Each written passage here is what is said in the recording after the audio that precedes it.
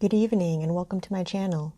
Tonight we'll be continuing our story of The Picture of Dorian Gray by Oscar Wilde, Chapter 16. A cold rain began to fall and the blurred street lamps looked ghastly in the dripping mist. The public houses were just closing and dim men and women were clustering in broken groups round their doors. From some of the bars came the sound of horrible laughter. In others, drunkards brawled and screamed. Lying back in the hansom with his hat pulled over his forehead, Dorian Gray watched with listless eyes the sordid shame of the great city, and now and then he repeated to himself the words that Lord Henry had said to him on the first day they had met. To cure the soul by means of the senses, and the senses by means of the soul.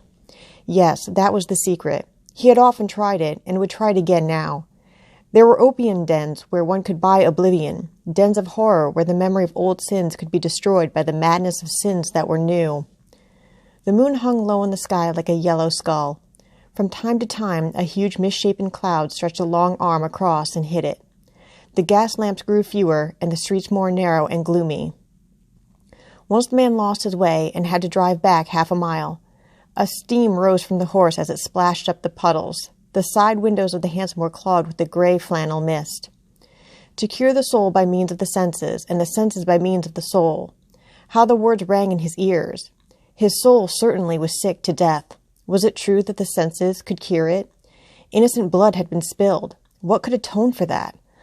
For that there was no atonement. But though forgiveness was impossible, forgetfulness was possible still, and he was determined to forget, to stamp the thing out, to crush it as one would crush the adder that had stung one. Indeed, what right had Basil to have spoken to him as he had done? Who had made him a judge over others? He had said things that were dreadful, horrible, not to be endured. On and on plodded the hansom, going slower, it seemed to him, at each step. He thrust up the trap and called to the man to drive faster. The hideous hunger for opium began to gnaw at him. His throat burned, and his delicate hands twitched nervously together. He struck at the horse madly with his stick. The driver laughed and whipped up. He laughed in answer, and the man was silent. The way seemed interminable, and the streets like the black web of some sprawling spider. The monotony became unbearable, and as the mist thickened, he felt afraid. Then they passed by lonely brick fields. The fog was lighter here, and he could see the strange bottle-shaped kilns with their orange, fan-like tongues of fire. A dog barked as they went by, and far away in the darkness some wandering seagull screamed. The horse stumbled in a rut, then swerved aside and broke into a gallop. After some time they left the clay road and rattled again over rough paven streets. Most of the windows were dark, but now and then fantastic shadows were silhouetted against some lamp-lit blind. He watched them curiously. They moved like monstrous marionettes and made gestures like live things. He hated them. A dull rage was in his heart. As they turned a corner, a woman yelled something at them from an open door, and two men ran after the hansom for about 100 yards. The driver beat at them with his whip. It is said that passion makes one think in a circle. Certainly with hideous iterations, the bitten lips of Dorian Gray shaped and reshaped those subtle words that dealt with soul and sense, till he had found in them the full expression, as it were, of his mood, and justified by intellectual approval passions that without such justification would still have dominated his temper. From cell to cell of his brain crept the one thought, and the wild desire to live, most terrible of all men's appetites, quickened into force each trembling nerve and fibre. Ugliness that had once been hateful to him because it made things real became dear to him now for that very reason. Ugliness was the one reality. The coarse brawl, the loathsome den, the crude violence of disordered life, the very vileness of thief and outcast were more vivid in their intense actuality of impression than all the gracious shapes of art, the dreamy shadows of song. They were what he needed for forgetfulness. In 3 days he would be free. Suddenly, the man drew up with a jerk at the top of a dark lane. Over the low roofs and jagged chimney stacks of the houses rose the black mass of ships. Wreaths of white mist clung like ghostly sails to the yards. "Somewhere about here, sir, ain't it?" he asked huskily through the trap. Dorian started and peered round. "This will do," he answered, and having got out hastily and given the driver the extra fare he had promised him, he walked quickly in the direction of the quay. Here and there a lantern gleamed at the stern of some huge merchantman. The light shook and splintered in the puddles. A red glare came from an outward-bound steamer that was coaling. The slimy pavement looked like a wet mackintosh. He hurried on towards the left, glancing back now and then to see if he was being followed. In about 7 or 8 minutes, he reached a small, shabby house that was wedged in between two gaunt factories. In one of the top windows stood a lamp. He stopped and gave a peculiar knock. After a little time, he heard steps in the passage and the chain being unhooked. The door opened quietly, and he went in without saying a word to the squat, misshapen figure that flattened itself into the shadow as he passed. At the end of the hall hung a tattered green curtain that swayed and shook in the gusty wind which had followed him in from the street. He dragged it aside and entered a long, low room which looked as if it had once been a third-rate dancing saloon. Shrill, flaring gas jets, dulled and distorted in the fly-blown mirrors that faced them, were ranged round the walls. Greasy reflectors of ribbed tin backed them, making quivering discs of light. The floor was covered with ochre-colored sawdust, trampled here and there into mud, and stained with dark rings of spilled liquor. Some Malays were crouching by a little charcoal stove, playing with bone counters and showing their white teeth as they chattered. In one corner, with his head buried in his arms, a sailor sprawled over a table, and by the tawdrily painted bar that ran across one complete side stood two haggard women, mocking an old man who was brushing the sleeves of his coat with an expression of disgust.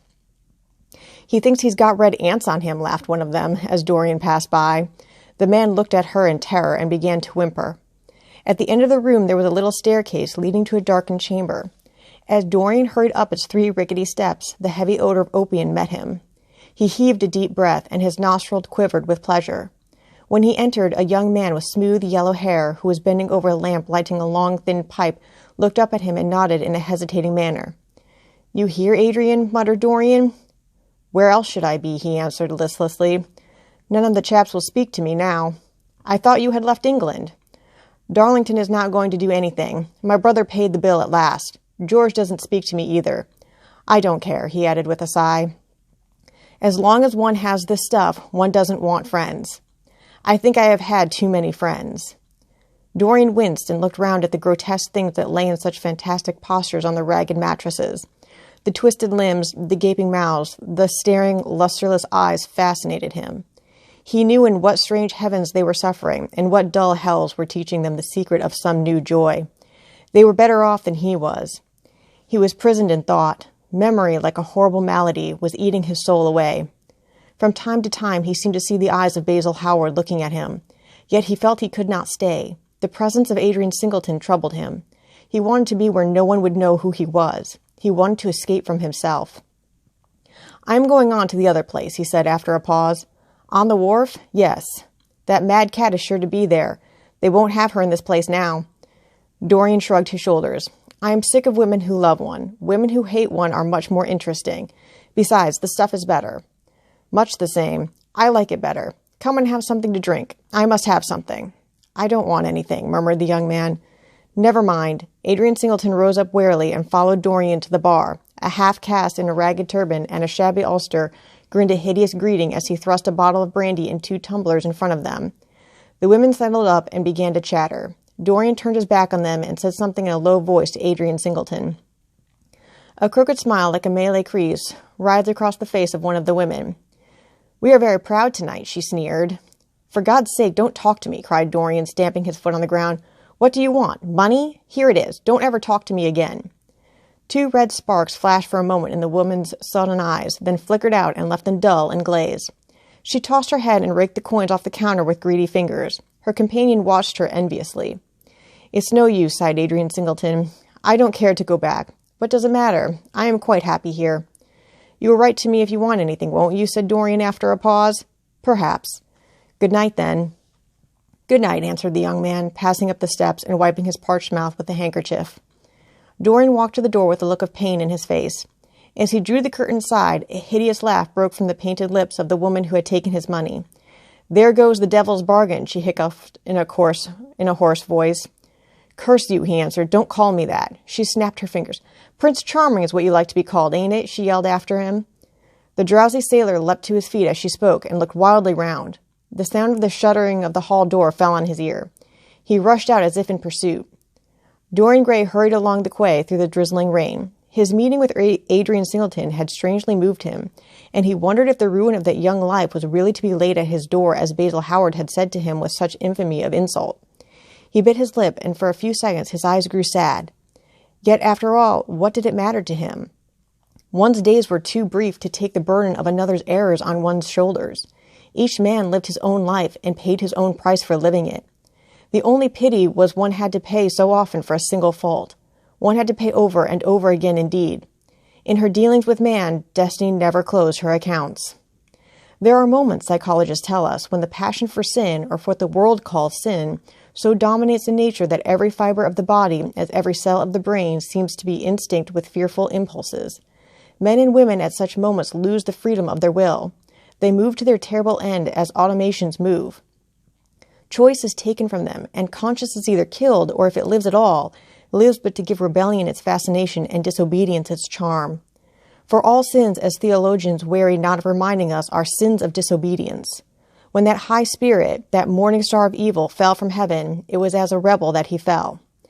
Callous, concentrated on evil with stained mind and soul hungry for rebellion, Dorian Gray hastened on, quickening his step as he went, but as he darted aside into a dim archway that had served him often as a shortcut to the ill-famed place where he was going, he felt himself suddenly seized from behind, and before he had time to defend himself, he was thrust back against the wall with a brutal hand round his throat. He struggled madly for life, and by a terrible effort wrenched the tightening fingers away. In a second he heard the click of a revolver, and saw the gleam of a polished barrel pointing straight at his head, and the dusky form of a short, thick-set man facing him. "What do you want?" he gasped. "Keep quiet," said the man. "If you stir, I shoot you." "You are mad. What have I done to you?" "You wrecked the life of Sybil Vane," was the answer, "and Sybil Vane was my sister. She killed herself. I know it. Her death is at your door. I swore I would kill you in return. For years I have sought you. I had no clue, no trace. The two people who could have described you were dead. I knew nothing of you but the pet name she used to call you. I heard it tonight by chance. Make your peace with God, for tonight you are going to die." Dorian Gray grew sick with fear. "I never knew her," he stammered. "I never heard of her. You are mad. You had better confess your sin, for as sure as I am James Vane, you are going to die." There was a horrible moment. Dorian did not know what to say or do. "Down on your knees," growled the man. "I give you 1 minute to make your peace, no more. I go on board tonight for India, and I must do my job first. 1 minute, that's all." Dorian's arms fell to his side. Paralyzed with terror, he did not know what to do. Suddenly, a wild hope flashed across his brain. "Stop!" he cried. "How long ago is it since your sister died? Quick, tell me." 18 years, said the man. "Why do you ask me? What do years matter?" 18 years, laughed Dorian Gray, with a touch of triumph in his voice. 18 years. Set me under the lamp and look at my face." James Van hesitated for a moment, not understanding what was meant. Then he seized Dorian Gray and dragged him from the archway. Dim and wavering as was the wind-blown light, yet it served to show him the hideous error, as it seemed, into which he had fallen, for the face of the man he had sought to kill had all the bloom of boyhood, all the unstained purity of youth. He seemed little more than a lad of 20 summers, hardly older, if older indeed at all, than his sister had been when they had parted so many years ago. It was obvious that this was not the man who had destroyed her life. He loosened his hold and reeled back. My God, he cried, and I would have murdered you." Dorian Gray drew a long breath. "You have been on the brink of committing a terrible crime, my man," he said, looking at him sternly. "Let this be a warning to you not to take vengeance into your own hands." "Forgive me, sir," muttered James Van. "I was deceived. A chance word I heard in that damned den sent me on the wrong track." "You had better go home and put that pistol away, or you may get into trouble," said Dorian, turning on his heel and going slowly down the street. James Van stood on the pavement in horror. He was trembling from head to foot. After a little while, a black shadow that had been creeping along the dripping wall moved out into the light and came close to him with stealthy footsteps. He felt a hand laid on his arm and looked round with a start. It was one of the women who had been drinking at the bar. "Why didn't you kill him?" she hissed out, putting Haggard's face quite close to his. "I knew you were following him when you rushed out from Daly's. You fool! You should have killed him. He has lots of money, and he's as bad as bad." "He is not the man I am looking for," he answered, "and I want no man's money. I want a man's life. The man whose life I want must be nearly 40 now. This one is little more than a boy. Thank God I have not got his blood upon my hands." The woman gave a bitter laugh. "Little more than a boy," she sneered. "Why, man, it's nigh on 18 years since Prince Charming made me what I am." "You lie," cried James Van. She raised her hand up to heaven. "Before God I am telling the truth," she cried. "Before God? Strike me dumb if it ain't so. He is the worst one that comes here. They say he has sold himself to the devil for a pretty face. It's nigh on 18 years since I met him. He hasn't changed much since then. I have, though," she added, with a sickly leer. "You swear this?" I swear it, came in hoarse echo from her flat mouth. But don't give me away to him, she whined. I am afraid of him.